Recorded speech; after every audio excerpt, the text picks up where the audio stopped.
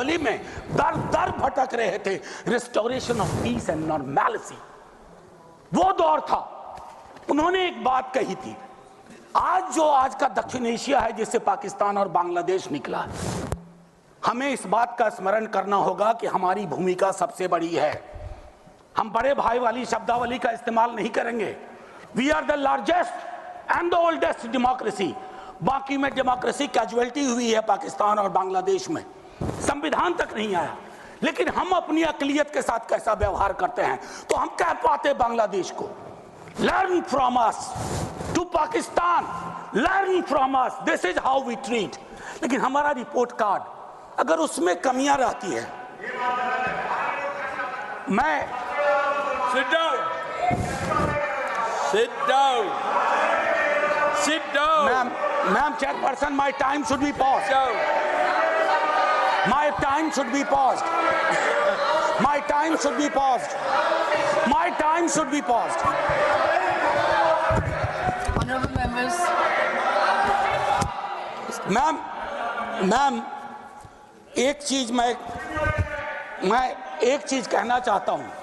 अंबेडकर साहब को कोट किया गया, अंबेडकर साहब को कोट किया गया, और एक मिनट किसी की भावना आहत हुई है तो मैं वापस लेता हूं। It is primarily a mode of, सुनिए, it is primarily a mode of associated living. Democracy is not simply a form of living, form of government. Associated living कितना इसको अपने जीवन में उतार पाए, ऑफ कॉन्जॉइंट कम्युनिकेटेड एक्सपीरियंस कितना उतार पाए। जातिगत जनगणना की जब बात होती है तो बट जाते हैं हम। क्यों बट जाते हैं भाई? वर्गीकरण की बात होती है, बिना जनगणना के वर्गीकरण कैसा? एनएफएस के माध्यम से एक नई रवायत का जन्म हो गया है। एक ओबीसी की लिस्ट में क्रीमी लेयर के इंटरप्रिटेशन के लिए आप राज्यों की समकक्षता इक्विवेलेंस को एक ऑर्डर के माध्यम से छुपा देते हैं।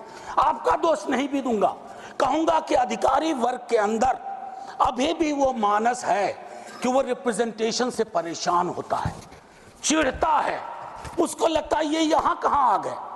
अभी बिहार में सर्वेक्षण हुआ, कई लोगों ने कहा हम तो इतने कम नहीं हो सकते। विजिबिलिटी और न्यूमेरिकल स्ट्रेंथ में फर्क होता है।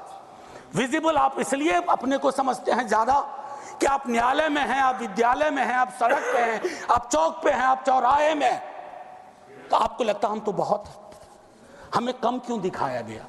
उसके इस रिश्ते को हम सबको समझना होगा। मैम चेयरपर्सन, और जो मैंने कहा conjoint experience and associated living, together with that I'll take you for a minute to what Jawaharlal ji said in the beginning of objective resolution.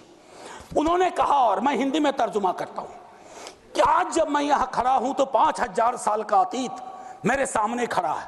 मैं अभिभूत भी हूं लेकिन मेरी चिंताएं भी हैं। इन चिंताओं और अभिभूत होने के बीच किस तरह के राष्ट्र का हम निर्माण करेंगे इस संविधान सभा के माध्यम से, मैं इस चुनौती को स्वीकार करता हूं अपने साथियों के साथ। और then he mentioned oath of tennis court.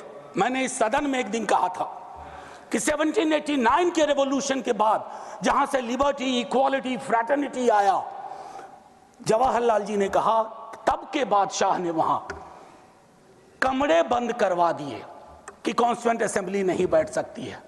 एक कमरे से दूसरा कमरा, दूसरे कमरे से बरामदा, और आखिर में टेनिस कोर्ट में पूरी की पूरी असेंबली बैठी और ओथ लिया।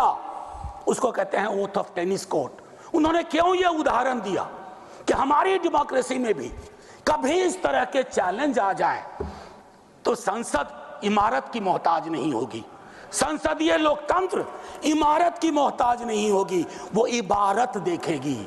और इबारत में फर्क है। मैम आज मैंने कहा था हट करूंगा, 1.5 से 2 मिनट और चाहिए। अब मैंने कहा कि वन नेशन वन इलेक्शन की बात हो रही है, उस पर विस्तार से बोलूंगा जिस दिन अगर आया, अगर सिलेक्ट कमेटी को गया तो अलग बात है। लेकिन मैम इस देश में वन नेशन वन इलेक्शन था।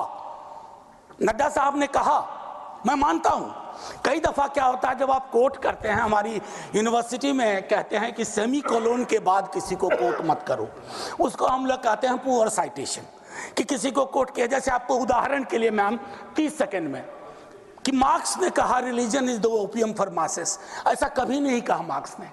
वो सेमी कोलन के बाद का एक सेंटेंस था, उन्होंने ये कहा is the Sai of oppressed, लेकिन सेमी कोलन के बाद का उठा करके कहा रहे रिलीजन के तो खिलाफ थे कार्ल मार्क्स। तो उसी तरह से साइटेशन के साथ दिक्कत है। मैं सिर्फ इतना कहना चाहता हूं, वन नेशन की वो साइकिल टूटी थी, वन नेशन वन इलेक्शन की साइकिल 60s मिड 60s में टूटी। आज क्या गारंटी है, हम कैसे अगले चुनाव तक ले जाएंगे? Will it be a proxy governance?